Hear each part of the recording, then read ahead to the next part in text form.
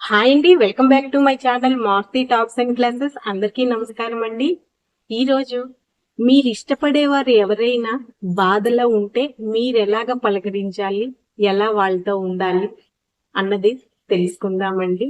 అంటే మనం ఇష్టపడేవారు బాధలో ఉన్నారనుకోండి, అయితే వాళ్ళతో ఎలాగ ఉంటే వాళ్ళ బాధ తగ్గుతుంది, పోనీ మనం వాళ్ళతో ఏ విధంగా మాట్లాడాలి, ఏ విధంగా మాట్లాడితే వాళ్ళ బాధ అన్నది తగ్గుతుంది అన్నది తెలుసుకుందాము. మీరు ఇష్టపడిన వాళ్ళు ఎవరైనా బాధలో ఉన్నప్పుడు వాళ్ళకి ఎలా అండగా ఉండాలో తెలియడం చాలా మందికి తెలియదండి. ఏం మాట్లాడితే ఏమవుతుందో, వాళ్ళకి ఇంకా నా మాటల వల్ల బాధ కలుగుతుందేమో అనే భావం అయితే ప్రతి మనిషిలోని ఆ సందేహం అయితే ఉంటుంది. అది మీకైనా నాకైనా ఎవరికైనాను. ఎదుటి వాళ్ళు బాధల్లో ఉన్నప్పుడు మనం ఏ మాట అంటే ఏమవుతుందో, వాళ్ళకి ఇంకా మన మాట వల్ల ఇంకా బాధపడుతు ఎక్కువ అవుతుందో ఏంటో అనే అనుమానం లేదా అలా సందేహం అన్నది ప్రతి ఒక్కరిలో ఉంటుంది.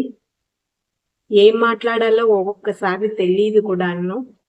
అలాంటప్పుడు అలాంటి వారి దగ్గర ఏం మాట్లాడాలి, ఎలా నడుచుకోవాలి అంటే ఎవరైనా బాధపడుతున్నప్పుడు వారి దగ్గర మనం ఎలా నడుచుకోవాలి, ఎలా మాట్లాడాలి అయితే వారిని తరచూ కలవడానికి ప్రయత్నించండి. బాధలో ఎవరైతే ఉన్నారో వాళ్ళని తరచూ కలుస్తూ ఉండండి. వారికి ఇష్టమైన ఆహారము, పూలు తీసుకెళ్ళండి. వాళ్ళ దగ్గరికి వెళ్తున్నప్పుడు వాళ్ళు ఏం తింటారు, వాళ్ళకి ఇష్టమైన ఆహారం ఏంటి, అలాగే మంచి పువ్వుల్ని కూడా తీసుకెళ్ళండి. పువ్వుల్ని చూస్తే ఎవరి మనసైనా ఆహ్లాదకరంగానే ఉంటుంది. పువ్వులతో పాటు వాళ్ళకి నచ్చిన ఆహారము, ఇష్టమైంది తీసుకొని వెళ్ళండి. వారిని బయటకు తీసుకెళ్తూ ఉండండి. అంటే ఆటలకి గాని, గ్రౌండ్స్ కి, ప్లే గ్రౌండ్స్ కి, ఆటలు ఏమైనా ఆడుతూ ఉంటే, ఎవరైనా ఆడుతూ ఉంటే అక్కడికి తీసుకెళ్ళండి. మీరేమీ పెద్దగా మాట్లాడకండి. వాళ్ళు చెప్పేది మాత్రము శ్రద్ధగా వినండి. అయ్యో అలా వాళ్ళు చెప్తూ ఉంటే అది కాదు, ఇలాగా ఇలా ఉండు అని అనకండి. ముందు వాళ్ళు చెప్పేదంతా శ్రద్ధగా వినండి. ఎందుకంటే బాధలో ఉన్నప్పుడు మన మాటలు వాళ్ళకి సాంత్వనగా చేకూర్చకపోవచ్చు.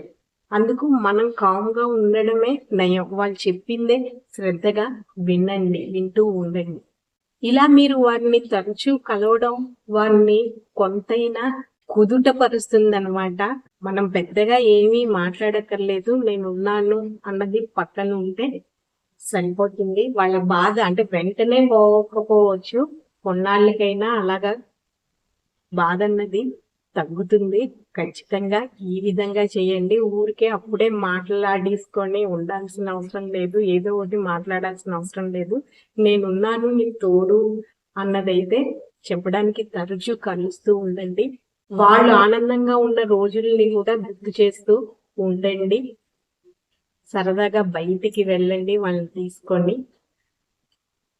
అప్పుడు వాళ్ళకి బాధ అన్నది కొంత తగ్గుతుంది. ఇది ఇవాళ మంచి మాట.